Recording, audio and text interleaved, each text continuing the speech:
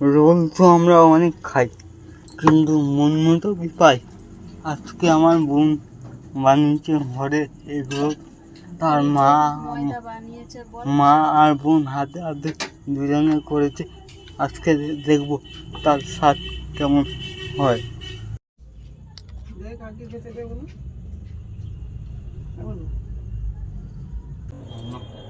আমার ইচ্ছা করে বলবো। হ্যাঁ, আমার মেয়ে আজকে ময়দা নিজে মেখে তারপরে আমি বেলে দিয়েছি, আর ও তারপরে ভেজে তারপরে ও রোল করলো, রোল করে নিজেই সব প্যাকিং করছে। পেঁয়াজ টিয়াজ কুচিয়ে সব কিছু, শসা, নুন সব কিছু দিয়ে প্যাকিং করলো, সবাইকে দিচ্ছে।